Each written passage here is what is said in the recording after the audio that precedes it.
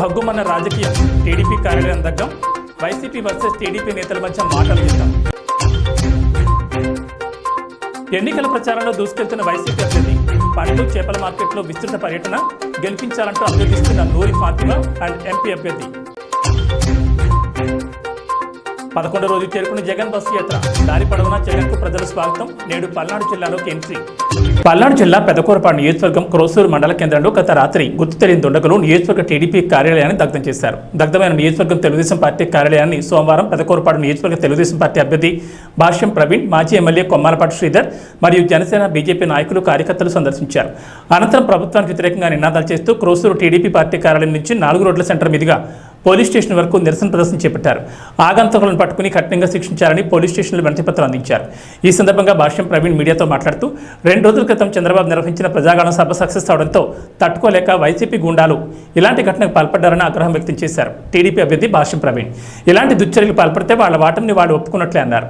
మేము చిటికేస్తే మా పార్టీ కార్యకర్తలు వాళ్ళ ఇల్లు కార్యాలయాలు ధ్వంసం చేయడానికి సిద్ధంగా ఉన్నారన్నారు.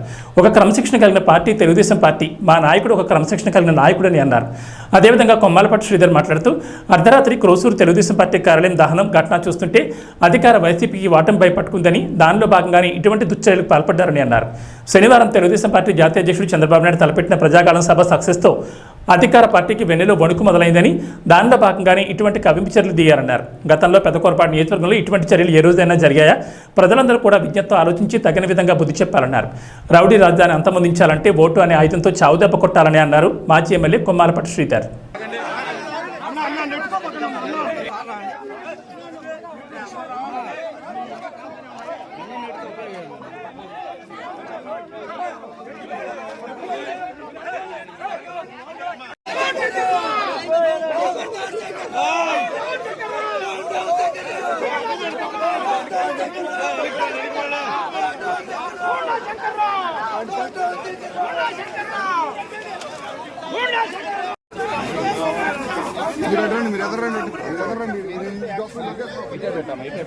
లైట్ ఏమన్నా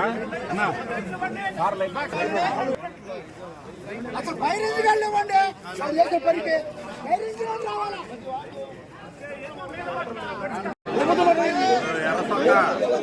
అదే లేదు.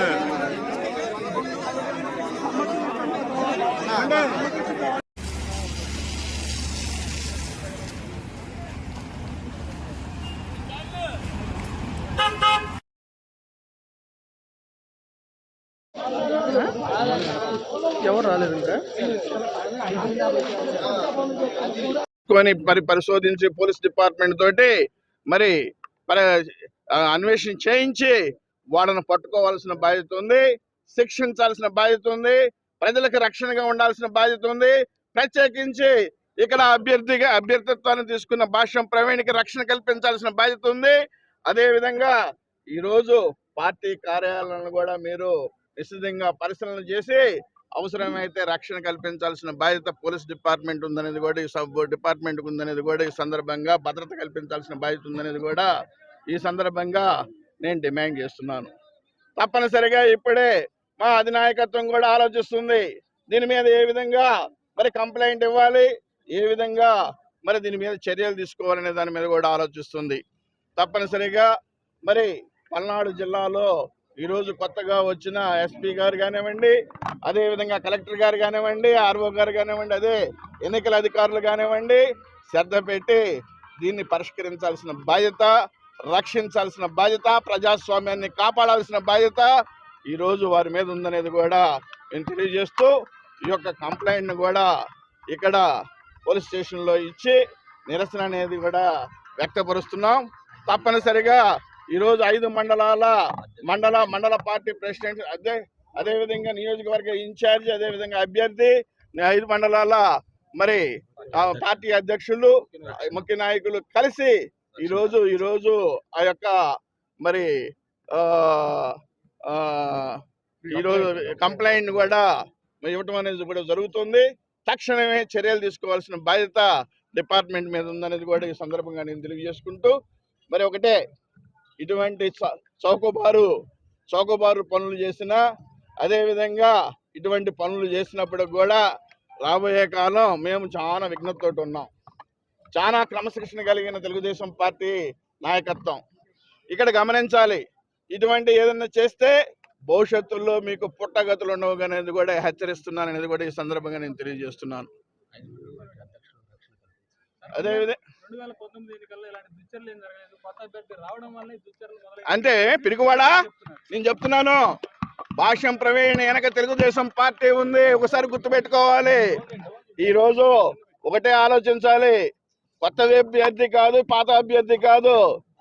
అదేవిధంగా ఈరోజు పార్టీ మీద నేను మాట్లాడుతున్నాను.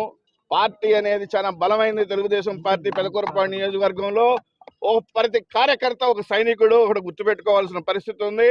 2009 కావచ్చు, 2014 కావచ్చు, 2019 కావచ్చు, ఆపై ముందు సంవత్సరాల్లో కావచ్చు, ఎక్కడ ఇటువంటి నీచ చర్యలు ఎక్కడా జరగలేదు. అంటే ఒక సంస్కృతి ఉండేది, పొలిటికల్ పార్టీల మధ్య ఒక పోటీతత్వం ఉండేది తప్పితే ఇటువంటి రాక్షసత్వం ఉండేది కాదు, ఇటువంటి దుశ్చర్యలు ఉండేవి కాదు అనేది కూడా నేను తెలియజేసుకుంటూ, అదేవిధంగా ప్రజానికానికి కూడా ఒకటే, మీరు భయపడటానికి మీరేమి నేరస్తులు కాదు, భయపడటానికి మీరు ఓటర్లు. అంటే మీరు ఎవరైతే దుష్టులు దుర్మార్గులు ఉన్నారో వాళ్ళని షూట్ చేయడానికి మీకు ఓటు అనేది ఉంది.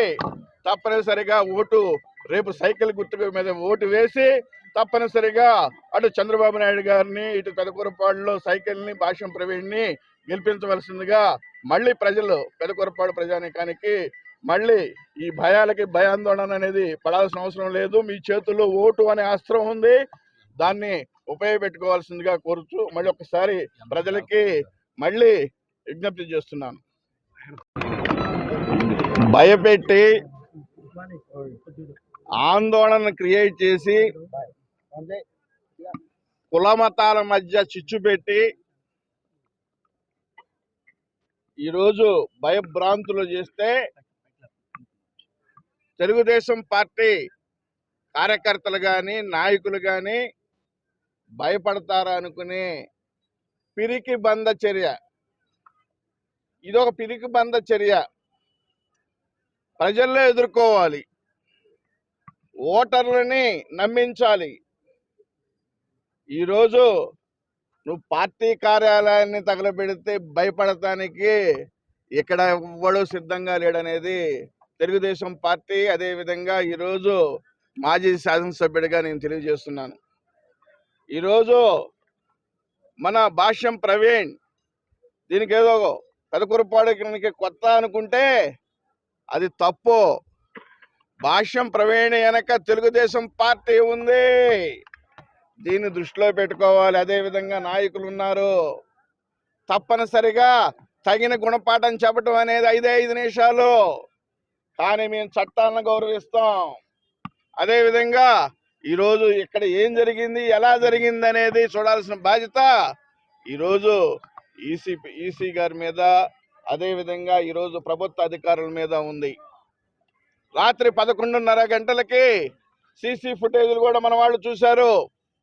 స్కూల్లో మరి 2 వ్యక్తులు ఎవరో వచ్చి దానికి కట్టెకి నిప్పండించుకొని అదేవిధంగా పెట్రోల్ పోసి అలబెడితే ఇదే పార్టీ కార్యాలయంలో అలసి సొలసి నిద్రపోయే కార్యకర్తల మరి ఉంటే, ఆ టైంలో ఉంటే, గాఢ నిద్రలో ఉంటే వాళ్ళ పరిస్థితి ఏంది అంటే నువ్వు భయభ్రాంతుల కోసం మరి ఈరోజు సృష్టిస్తున్నావు అనేది అందరికీ తెలుసు. నువ్వు అక్రమ కేసులు పెట్టించావన్న సంగతి అందరికీ తెలుసు. నువ్వు పోలీసులతో అనేక కార్యకలాపాలు చేసావన్న సంగతి అందరికీ తెలుసు.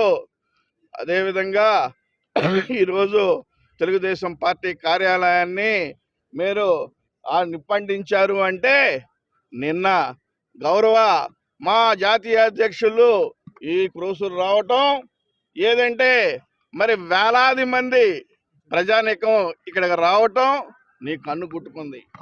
మీకు భయం వచ్చింది, ఒక ఆందోళన సృష్టించారనే దాని మీద భయపెట్టాలనే ఉద్దేశంతో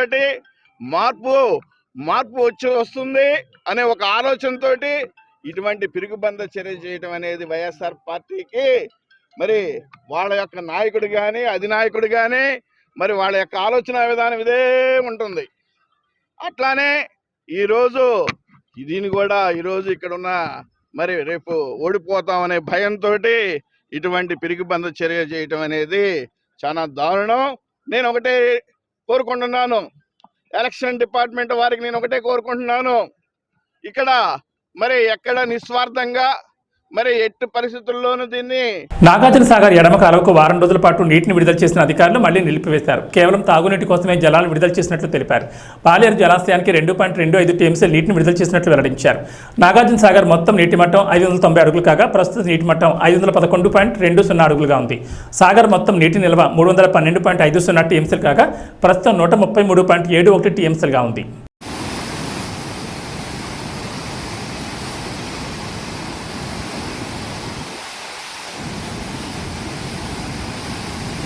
గుంటూరు జిల్లా తాడేపల్లి సిఐడి సిట్ కార్యాలయంలో హెరిటేజ్ డాక్యుమెంట్ల దగ్ధం చేసిన ఘటన రాష్ట్ర వ్యాప్తంగా తీవ్ర దుమారాన్ని రేపుతోంది. కీలక డాక్యుమెంట్ల దగ్ధంపై టీడీపీ ఆగ్రహం వ్యక్తం చేసింది. వైసీపీ ప్రభుత్వం అధికారంలోకి తిరిగి రాదని తెలియపోవడంతో ఇలాంటి చర్యలకు పాల్పడుతున్నారని తెలుగుదేశం నేతలు ఆరోపించారు.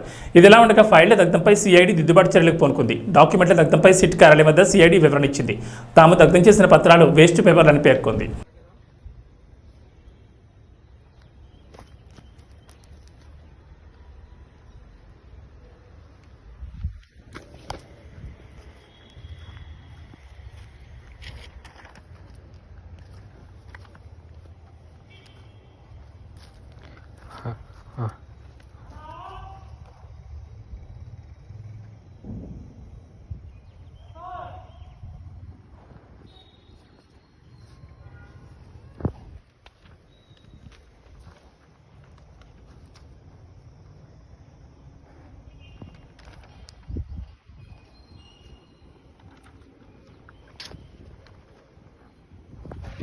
AgriGold customers agents welfare association ఆధ్వర్యంలో రౌండ్ టేబుల్ సమావేశం గుంటూరు మల్లయ్యలింగం భవన్లో అసోసియేషన్ జిల్లా కార్యదర్శి కేతినేని అగస్టిన్ అధ్యక్షతన జరిగింది.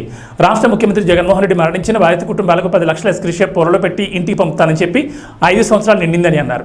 ఒక్కరికి కూడా 10 లక్షలు కాదు కదా, 5 లక్షలు కూడా ఇవ్వలేదన్నారు.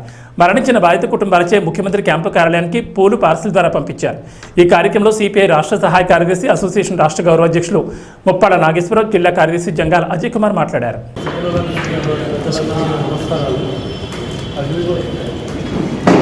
మా నాన్నగారు అగ్రిగోల్డ్ రీసెంట్గా పనిచేస్తున్నప్పుడు మా మదర్ కూడా జాయిన్ చేశారు. జాయిన్ చేసిన తర్వాత అగ్రిగోల్డ్ కంపెనీ మూతపడిన తర్వాత సీఎం గారు మా హామీ ఇచ్చారు తప్పిస్తాను, కానీ ఇవ్వలేదు. ఫైనాన్షియల్గా మా ఫ్యామిలీ చాలా డల్ అయిపోయింది. మా మదర్ మాట్లాడేటప్పుడు మా మదర్ చనిపోయింది. ఆ తర్వాత ఎలాంటి ఫైనాన్షియల్గా ఎలాంటి సపోర్ట్ మాకు ఇవ్వలేదు. తర్వాత ముప్పా నాగేశ్వరరావు గారు మాకు ఎంతో చేతుడు వాదనగా ఉంది. తర్వాత కమ్యూనిటీకి రిటర్న్ అవ్వండి, ఏదో న్యాయం చేస్తారని చెప్పారు.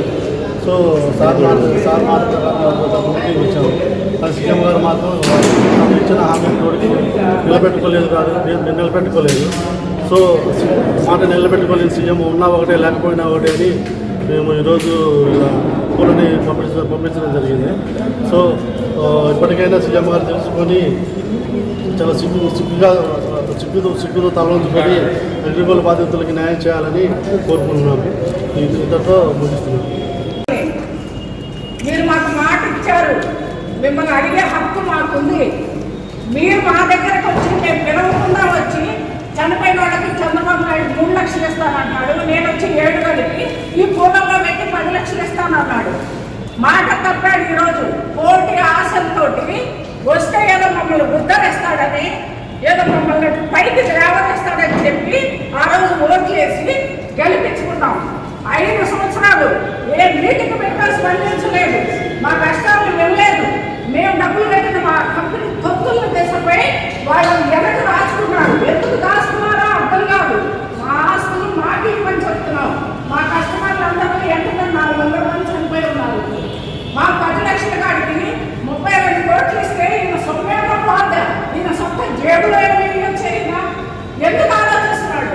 చివరి రోజు దాకా మేము ఆలోచించాం. చెప్తాడు అది చివరి నిమిషం వరకు చూసాం. ఈ చివరి రోజు టెన్షన్ వచ్చింది మాకు. దిగిపోతున్నాడు చచ్చినోడు, మాట ఇచ్చాడు, బడులు తిప్పాడు, నవరత్నాలు ఇచ్చాడు, అందరికి 10వ రత్నం అన్నాడు. మాకు ఏం చేశారు? మాకేం చేయలేదు. పోయే కాలం దగ్గరకు వచ్చింది. అన్ని కులాలు మా రెడ్లు వేస్తారనుకుంటున్నాడు, మా ఇంటి వేరే వాళ్ళు వేస్తారనుకుంటున్నాడు. అన్ని కులాల్లో ఉన్నారు అగ్రిగోల్డ్ వాళ్ళు. ఖచ్చితంగా దిగిపోతాడు కుర్చీ. ఇప్పటికైనా మనసు కరిగి మాకు మాట ఇచ్చి మొత్తం క్లియర్ చేస్తాడు 6 నెలలు. ఇంతవరకు ఏమీ లేదు. మా బాధను అర్థం చేసుకోవడం గుసం తగ్గిపోతాడు. ఎన్ని కోటి ఆశలతో ఎదురు చూస్తాం. లేదు, మాకేమి అపాయింట్మెంట్ లేదు. మా ముప్పటి నాగేశ్వరరావు గారు ఎన్ని మీటింగ్లు పెట్టినాయి, ఎన్ని రకాలు కూరగాయలన్నీ వేస్తాడు. మాకు చేసేదేం లేదు. కాబట్టి తెలుసుకొని మాకు వెంటనే ఏదో ఒక ప్రకటన ఇవ్వాలి. ఈ పూలు ఇప్పుడు పోస్ట్ చేసి పంపిస్తున్నాం. ఈ పూలన్న పెట్టి మాకు మాట ఇవ్వాలి. ఇప్పుడు లేక రేపు కూర్చుని తిరగేస్తాం. చంద్రబాబు నాయుడు అయినా అంతే, ఆయన అయినా అంతే. మాకు ఆయన కూడా ఏదో ఒకటి మాట ఇవ్వాలి. ఆయన ఏదో ఒకటి తీసుకొచ్చాడు, ఒక లైన్ తీసుకొచ్చాడు, జనాన్ని చచ్చిపోకుండా నిలబెట్టాడు. ఆ రోజు చివరిలో ఆయన మోసం చేశాడు మమ్మల్ని. బస్సు దుకాణానికి వేసాడు కానీ అది కూడా వాళ్ళు మనుషులు కాదనుకున్నాడు. మేము బట్టలు నొప్పుతాం, మాకు చేతులు ఉన్నాయి. మేము మనుషులుగా గుర్తించాలి. లేకపోతే ఆయన పరిస్థితి అంతే. మా గురించి ఆలోచించాలి. ఇప్పుడు ఈ ఎలక్షన్ ముందు ఎవరైనా సరే మా గురించి ఆలోచించాలి. లేకపోతే మట్టి కొట్టుకుపోతాం.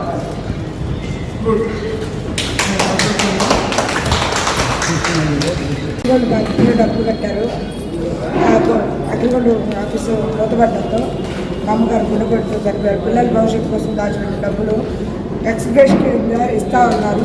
10 లక్షలు ఇస్తా ఉన్నారు. ఇంతవరకు దానికి ఏమీ ఇవ్వలేదు.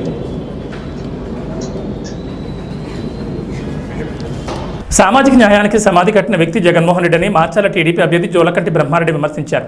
సోమవారం పల్నాడు జిల్లా మార్చాల నియోజకవర్గం టీడీపీ కార్యాలయం ఏర్పాటు చేసిన విలేకరుల సమావేశంలో జోలకంటి బ్రహ్మారెడ్డి మాట్లాడారు.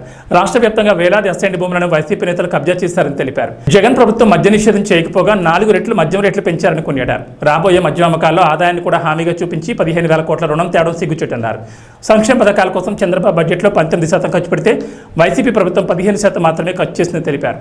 జగన్ ప్రభుత్వంలో గంజా ఎక్కడ పడితే అక్కడ విచ్చలవిడిగా దొరుకుతుందని విమర్శించారు. Mega DSC, job calendar, CPS రద్దు ఎక్కడ అని సీఎం జగన్ ప్రశ్నించారు. టీడీపీ ప్రభుత్వంలో నారా లోకేష్ పల్నాడు ప్రాంతానికి 600 కోట్ల నిధులు తీసుకొస్తే మీ ప్రభుత్వంలో ఒక్క రూపాయి కూడా ఖర్చు పెట్టలేదని అన్నారు. ఎన్నికల ముందు జగన్మోహన్ రెడ్డి సెంటిమెంట్ కోసం హత్యలతో డ్రామాలు ఆడుతున్నాడని తెలిపారు. వైఎస్ షర్మిల, సునీతలకు ఏమవుతుందోనన్న భయం వెంటాడుతోందని విమర్శించారు జోలకంటి బ్రహ్మారెడ్డి.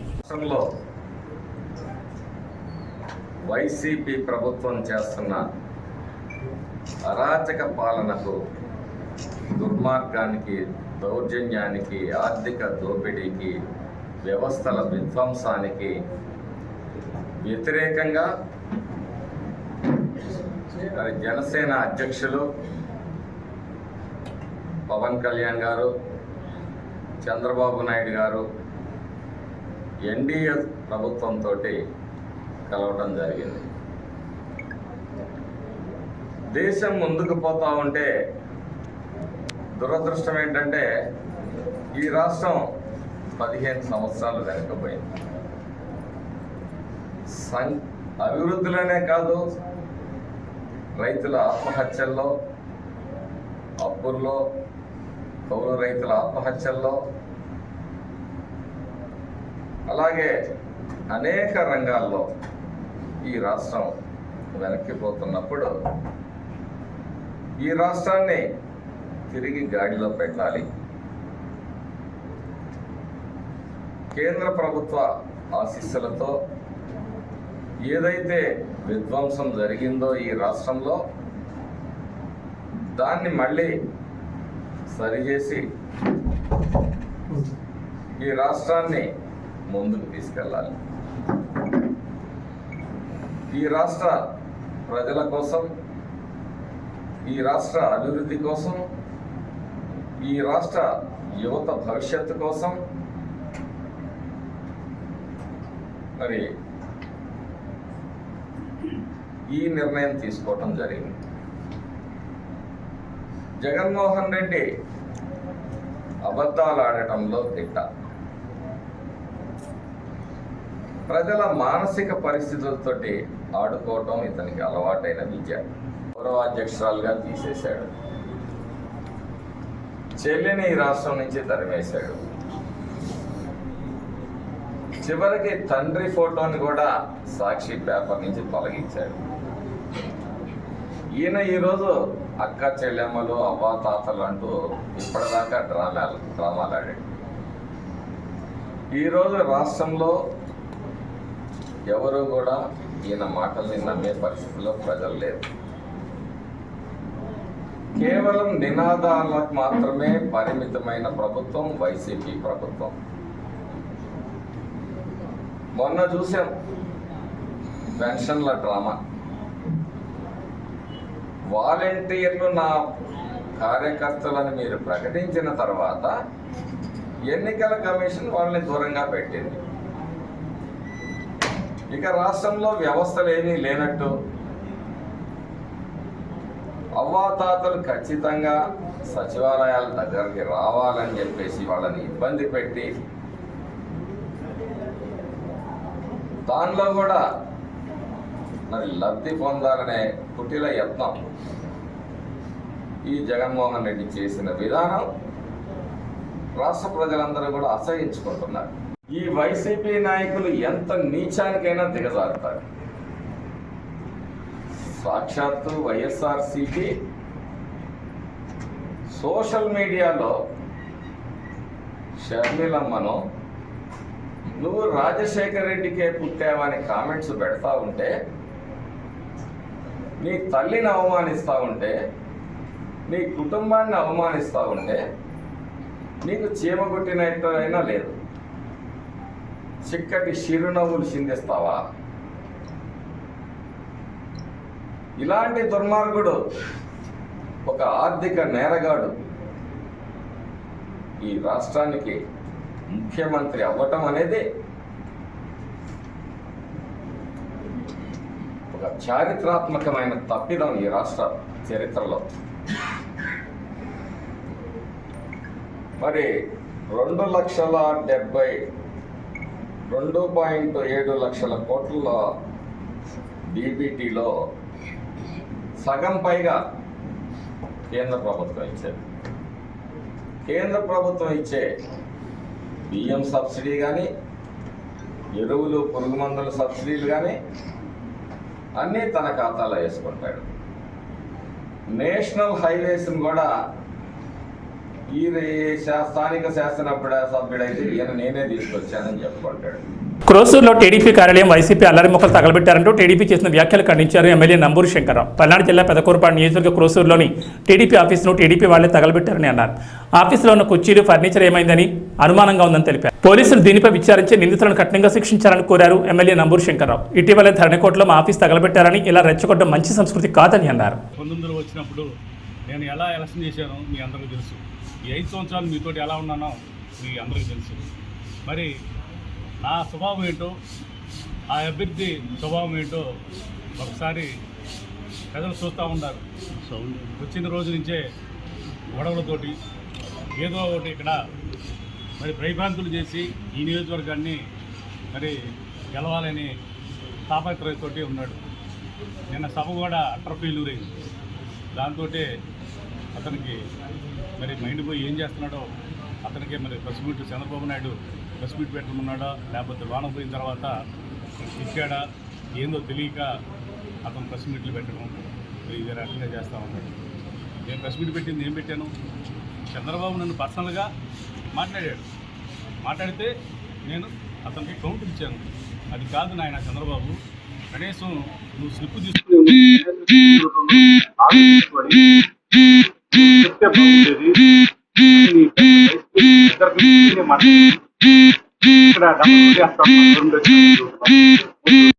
కుర్చీ కడతాను మా గవర్నమెంట్ వచ్చినాక ఆల్రెడీ అయ్యి రన్నింగ్లో ఉన్న సంగతి కూడా నీకు మీ కార్యకర్తలు చెప్పలేదు అని నీకు తెలియజేశాను.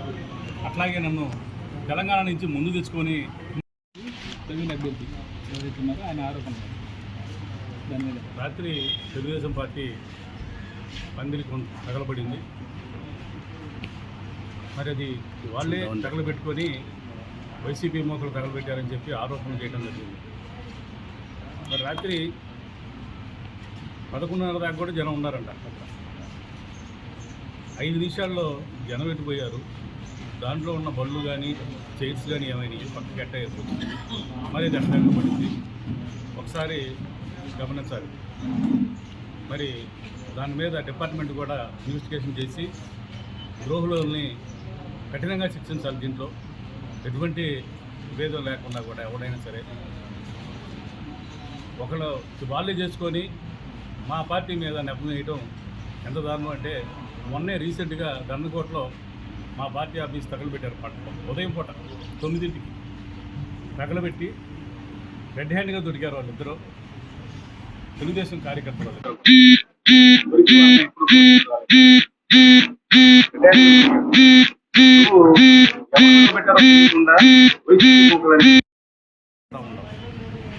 అది మరి నీ విజ్ఞతకే వదిలేస్తున్నాం. నేను ఎందుకు మాట్లాడుతున్నాను? నేను చంద్రబాబు మీద నా మీద విమర్శించాడు కాబట్టే కదా నేను చంద్రబాబు మాట్లాడింది. లేదా నేను మాట్లాడాల్సిన అవసరమే లేదు అసలుకి. చంద్రబాబు నన్ను పర్సనల్గా మాట్లాడాడు, అందుకని నేను చంద్రబాబు మీద మాట్లాడాను. నీ మీద కూడా మాట్లాడలేదు. నేను ఎక్కడ చంద్రబాబు రెచ్చగొడితే మీరు రెచ్చిపోయి మాట్లాడుతూ ఉన్నారు. రేపు అనుభవించేది ఎవరు? చంద్రబాబు కాదు. చంద్రబాబు పోయి హైదరాబాద్లో కూర్చుంటాడు కామ్గా. అనుభవించేది ఎవరు? అనుభవిస్తారు ఉంటారు. చూడండి ఎలా అనుభవిస్తారు. చేసుకోవాలి మీరే చేసుకొని. మరి ఎలాంటి వాళ్ళు గెలిస్తే నియోజకవర్గం ఎంత దౌర్భాగ్యమైన పరిస్థితిలోకి వెళ్ళిద్దో ఒకసారి ఆలోచన చేయండి. మరి డెవలప్మెంట్ జరుగుతుంది ఇప్పుడే పెదకూరపాడు నియోజకవర్గం. కాదని చెప్పేయండి వచ్చేస్తున్న తెలుగుదేశం నాయకులు చేస్తారు. మా పార్టీ వాళ్ళతో పని లేదు, తెలుగుదేశం వాళ్ళే. ఇంత అభివృద్ధి మరి గతంలో ఎప్పుడు ఎందుకు చేయలేదు? ఇన్ని స్కూళ్ళు ఎందుకు బాగా చెప్తలేదు? ఇన్ని హాస్పిటల్ ఎందుకు కట్టలేదు? మరి ఇంత రోడ్లు ఎందుకు చేయలేదు? గతంలో మీరు చేయలేకపోయారు కదా. నేను చేశానని చెప్పి నేను ధైర్యంగా నేను ఓటడుగుతూ ఉన్నాను. మీరు ఏదో భయప్రాంతం చేసి ఇక్కడ లబ్ధి పొందుదాం అనుకుంటున్నారు. జరిగే పని కాదు. జగన్మోహన్ రెడ్డి గారు వన్ సైడ్గా వస్తున్నారు. వచ్చిన తర్వాత ఎవరెవరు జాతకాలు ఏంటి అనేది తర్వాత బయటపడతాయి. మీరందరూ కూడా మరి చూస్తూ ఉన్నారు. ప్రజలు పెదకూరపాడు ప్రజలు మీకు ఎలా బుద్ధి చెప్పాలో అలా బుద్ధి చెప్పాలి. రాబోయే ఎన్నికల్లో కామెంట్ చేశాను. కనీసం ఈ అభ్యర్థిని గురించి కూడా నేను మాట్లాడాలి. ఎందుకంటే కొత్తగా వచ్చాడు, అతనికి ఏం తెలియపోవచ్చు. మరి అతను నాకు అన్నీ తెలుసు, రోడ్లు వేస్తానని చెబుతున్నాడు. మరి ఏ రోడ్డు వేస్తాడో చెప్పాలని చెప్పాను నిన్నే ప్రెస్ మీట్లో. నియోజకవర్గంలో ఏ రోడ్డు వేయాలో చెప్తే ఓకే. నేను చెప్పింది వెంకటాయపాలెం రోడ్డు ఒకటే రన్నింగ్లో ఉంది, అది ఒకటే వేయాల్సి ఉంది. మరి మిగతా రోడ్లు వేయాలి కూడా మరి అతనికి తెలియదని చెప్పాను నేను. అంతేగాని నేనేం పర్సనల్గా నేను విమర్శించలేదే. నేను ఎక్కడ నీకు తెలియదనే ఉద్దేశంతో నేను నీ పేరు ఎత్తలేదు ఎక్కడ కూడా. చంద్రబాబు ఎత్తాడు కాబట్టి చంద్రబాబు గురించి నేను మాట్లాడటం జరిగింది. ఒకసారి ఆలోచన చేయండి. ఇలాంటి వ్యక్తులు ఉంటే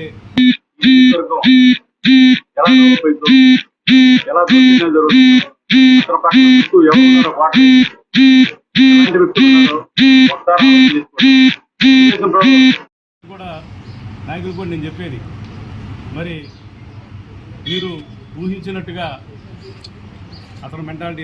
రానున్న ఎన్నికల్లో మీ విలువైన 2 ఓట్లు వేసి ఎమ్మెల్యే అభ్యర్థిగా నూరి ఫాతిమాని, తనని ఎంపీ అభ్యర్థిగా కిలారి రోషన్ అఖండ మెజార్టీతో గెలిపించాలని తూర్పు నియోజకవర్గ ఎమ్మెల్యే అభ్యర్థి నూరి ఫాతిమా మరియు గుంటూరు ఎంపీ అభ్యర్థి కిలారి వెంకట రోషే కోరారు.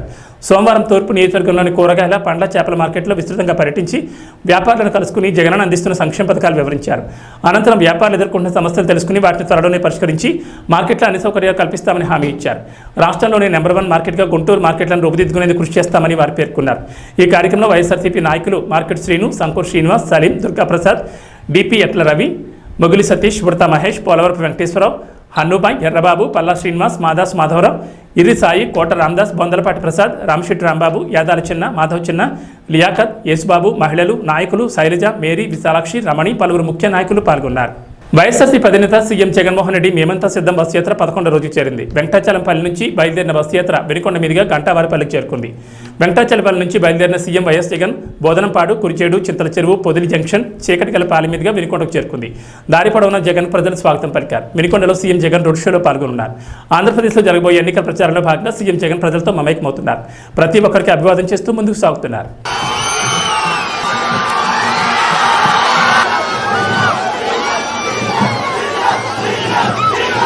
చంద్రబాబు నాయుడు గారి ప్రభుత్వంలో నెలకు 400 కోట్ల రూపాయలు కూడా కాని పరిస్థితి నుంచి ఈరోజు పెన్షన్లకు సంబంధించి నెలకు 2000 కోట్ల రూపాయలు కేవలం పెన్షన్ల కోసం మాత్రమే ఇస్తా ఉన్న పరిస్థితి.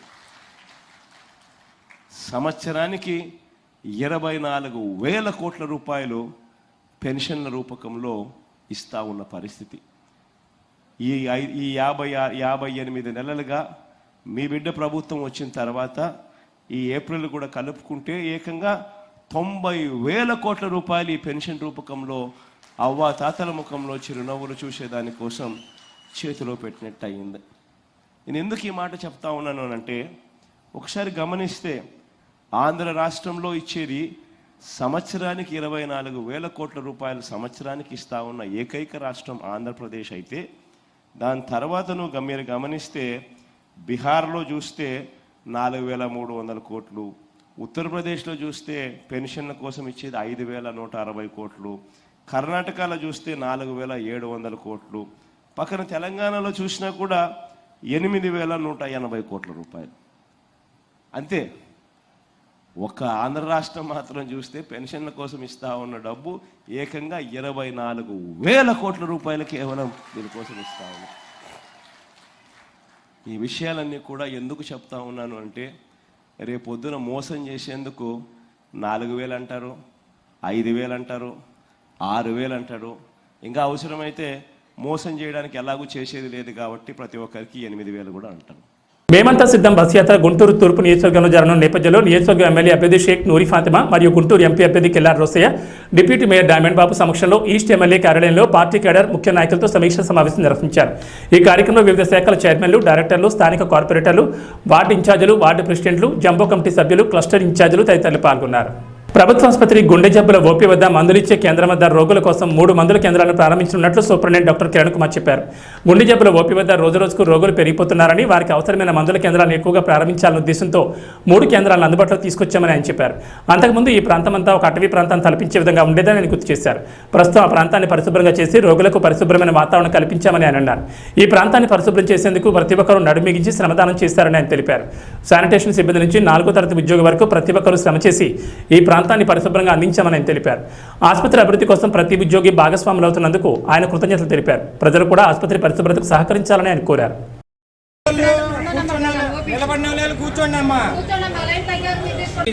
కొత్తగా పెట్టాం. ఇది కూడా మనకి ఎంట్రన్స్ దగ్గర ఉంది. మెయిన్ ఎంట్రన్స్ దగ్గర గతంలో ఇక్కడ ఎలా ఉందంటే ఒక మదుగు వాతావరణం, ఒక అడవిలాగా అన్ని పాత సామాన్లు, పాత పిచ్చి చెట్లు, దాంతోపాటు ఎలుకలు, పందులు, అడవిలో ఉన్న మృగాలన్నీ ఇక్కడ ఉన్నాయో అనిపిస్తూ ఉంది. మనుషులు తప్పితే ఇంకా సంచారం కూడా లేకుండా, జనసంచారం లేకుండా అరణ్యవాసం లాగా ఉంది. ఈ అరణ్యవాసానికి మేము ఫుల్ స్టాప్ పెట్టి ఆధునికమైన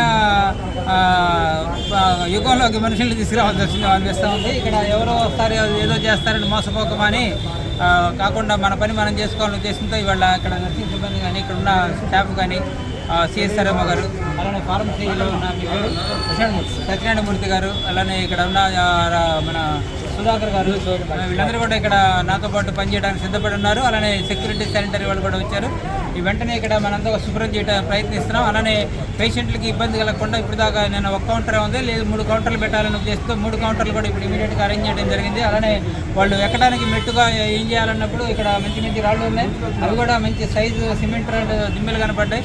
వెంటనే వాటిని మన వాళ్ళే దగ్గరుండి, ఎవరో వస్తారని అనుకోకుండా వీళ్ళే దగ్గరుండి చేసి ఒక నాపరాయి వేసి ఒక మెట్టులాగా చేసి ఒక మెట్టు హాస్పిటల్ పైకి తీసుకెళ్ళడానికి మీరందరూ కూడా సిద్ధపడి ఉన్నారు. మీరే మెట్లు అవ్వాల్సిన అవసరం ఉంది. ఇక్కడ ఉన్న ప్రతి ఎంప్లాయీ కూడా ఒక్కొక్క మెట్టుగా ఉండాల్సిన అవసరం ఉంది. ఇక్కడ హాస్పిటల్ అభివృద్ధిలో వీళ్ళు భాగస్వామ్యం వహిస్తూ హాస్పిటల్ని పైకి తీసుకెళ్లాలంటే ఒక మెట్లు కావాలి. ఆ మెట్లుగా ఇక్కడ ఉన్న ప్రతి ఒక్క ఎంప్లాయీ కూడా ఒక్కొక్క మెట్టుగా ఉంటే అభివృద్ధి అనేది ఆ మెట్ల మీద నడుచుకుంటే వెళ్తుంది. కాబట్టి ఆ విధంగా మనం హాస్పిటల్ని డెవలప్ చేయాల్సిన అవసరం ఉంది. కాబట్టి ఇవాళ ఇక్కడ అయితే మాత్రం ఒక అనువైన వాతావరణం, దాదాపు 1000 మంది పేషెంట్లు వచ్చినా కూడా ఇబ్బంది లేకుండా మనం క్రియేట్ చేసినందుకు మీ